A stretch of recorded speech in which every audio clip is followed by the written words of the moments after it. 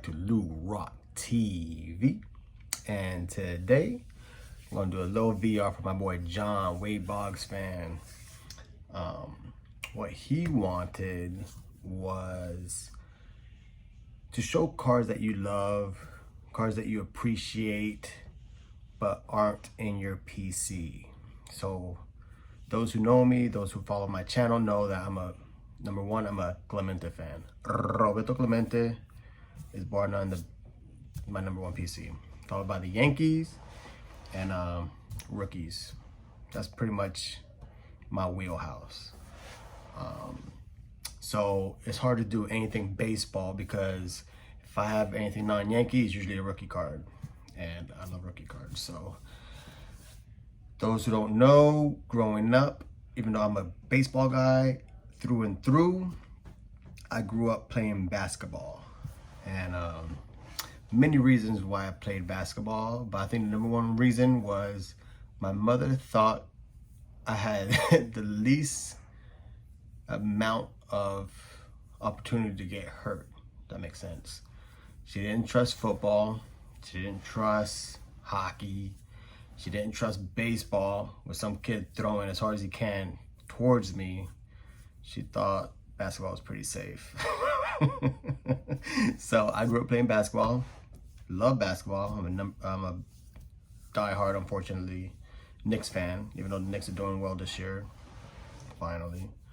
But yeah, so I grew up playing basketball, and I was in the era of late 80s, early 90s basketball, which is, in my opinion, one of the best eras of basketball. So I got a lot of good cards.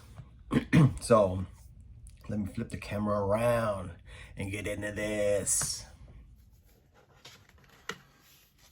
So during my basketball journey, I loved Larry Johnson, Grandmama. And you know what? As I was speaking, I should have pulled out some of those cards. They're in albums. There's nothing fancy. I just brought out my fancier cards. But Larry Johnson was my number one guy. And then when he went to the Knicks, that's all she wrote. But my number one guy I was infatuated with was Vince Carter. Loved Vince Carter when he came into the league. I thought he was going to be an all-time great. And, you know, I'm not saying he was a scrub. He's probably a Hall of Famer. First player to play in 4 different decades. I mean, just unbelievable athlete. Playing in his 40s, still dunking. I mean, just some of the stuff he was doing was just, I've never seen before, and that's probably why I was fascinated with him. So I got some dope cards of his. And T-Mac, I just liked him because he was his cousin. Here's his rookie. I think that's his, I'm pretty sure that's his rookie. Yeah. So, Topps Chrome's where it's at. I just wish I was infatuated with Kobe instead of this cat. Even though I love Vince. But I mean, can you imagine? I mean, if I had the Kobe Topps Finest, which is what I'm trying to get now, that Chrome drawing, oh, that'd be so dope. But that didn't happen. All right, speaking of Kobe, you know what? Let's go to Jordan. Here's some of my Jordans right here. That was pack pooled in high school. Nothing crazy. This was a it wasn't a flea market find. It was a honey hole find. That was like a month ago, if that. Love this card because it's like a little acetate. Look at that. So dope. This was an insert. The insert cards of mine are my most expensive Jordan cards. And I was going through my stuff. I got at least 200 Jordans. I got album pages of Jordan. I got at least 100 top-loaded Jordans. I mean, nothing crazy. A lot of base, few inserts. These, like I said, these are my best inserts right here. But this is probably my best Jordan that I have. Natural Born Thriller. Love this card. This card is in pretty decent shape. Pretty decent shape. I mean, the slight whiting, but that's why this card is so tough to grade. Look at this back. It's a clean card. Clean card. That one in the back. I love that card. Probably my favorite basketball card. Maybe. All right, on to Mamba, the Black Mamba. Couple upper decks. No Stadium Club rookie. Love Flare Ultra. That's a dope card.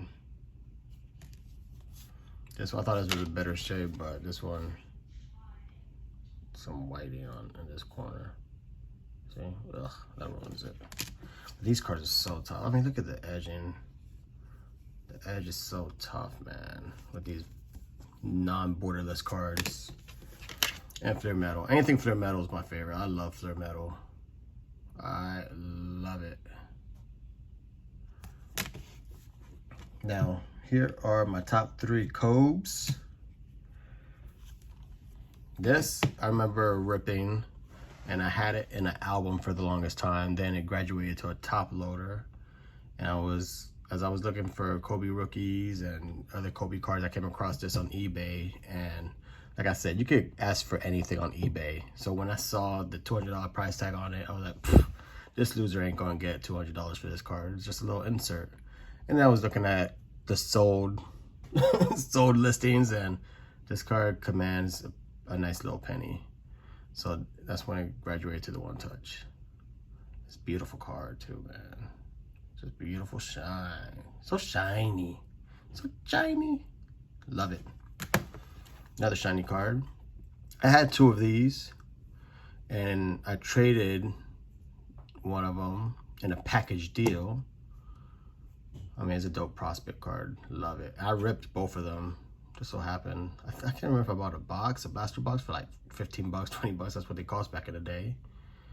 I got 2 of them in one box, I think, most likely, if I got 2 of them. And I traded up in that package deal to get this. Look at this clean card. Oh my God. So beautiful. I still think this card is undervalued. Still undervalued. Look at that. This should be a thumbnail right here. Boom. Let's do this. Thumbnail. Look at that. So dope. So dope. Oh, can I do this? Can I do that? Oh, please don't fall. All right. And then to end it, this is probably the most precious card in my collection: baseball, basketball, football. It's probably my most valuable card. And my wife bought this for me. And she got this for me. We've been together almost 21 years, so she probably got this, 20 years ago. Boom. Old school PSA. Love this card. And for those who don't know the story, we were dating, and I think it was my birthday. Had to be my birthday. I don't think it would have been for like Valentine's Day or anything like that. And I was on eBay. At that time, it was fairly new to me. And I was just looking, perusing, like, this is amazing. I could get cards off the internet. I don't have to go to flea markets all the time. I could just type in who I want. And she's like, well, who you looking at? Maybe I could get you something. And I just happened to be looking up Magic